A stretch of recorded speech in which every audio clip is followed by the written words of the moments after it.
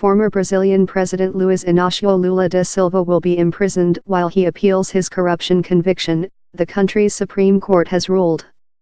He is facing 12 years in jail on charges of accepting a bribe but had asked to remain free during his appeal. Lula claims the charges are politically motivated and designed to prevent him from running for president in October. He has a lead in opinion polls. His Workers' Party said the ruling was a tragic day for democracy and Brazil. The Supreme Court judges ruled against him by 6-5 after a marathon session, which ended in the early hours of Thursday. Lula watched the ruling at the Metal Workers Union, where his supporters held an upbeat concert. The 72-year-old former president is likely to remain free until paperwork for his arrest is completed. Lula served as president between 2003 and 2011. Despite his lead in the polls, he remains a divisive figure. Up to 20,000 people protested in São Paulo on Tuesday calling for his immediate imprisonment, while supporters also rallied in large numbers in a rival demonstration. While Brazilians are used to frequent delays and rambling verdicts in their courts, this 10-hour deliberation felt particularly long in this highly charged atmosphere. Lula's legal battles have divided Brazilians, and this decision was no different. His critics launched fireworks in celebration.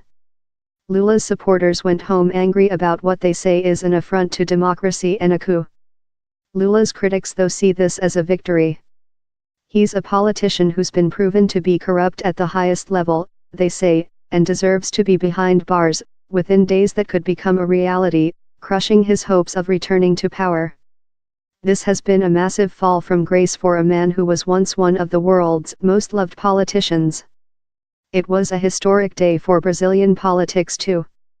Until recently, defendants in Brazil were allowed to remain free until their final appeal had been exhausted. However, the Supreme Court was considering a 2016 ruling from a lower court, under which defendants could be sent to jail after a failed first appeal. Lula lost his first appeal in January, when the appeals court not only upheld his conviction, but increased the sentence from 9 years to 12. The charges came from an anti-corruption investigation known as Operation Car Wash, which has implicated top politicians from several parties. A former metal worker and trade union activist, he was the first left-wing leader to make it to the presidency in Brazil in nearly half a century. During his presidency, Brazil experienced its longest period of economic growth in 3 decades, allowing his administration to spend lavishly on social programs. Tens of millions were lifted out of poverty thanks to the initiatives taken by his government, and he left office after 2 consecutive terms, the maximum allowed in Brazil, with record popularity ratings. In 2014, after Lula left office, prosecutors started investigating allegations that executives at the state oil company Petrobras has accepted bribes in return for awarding contracts to construction firms. The investigation, dubbed Operation Car Wash, uncovered a huge web of corruption involving top-level politicians from a broad spectrum of parties taking kickbacks.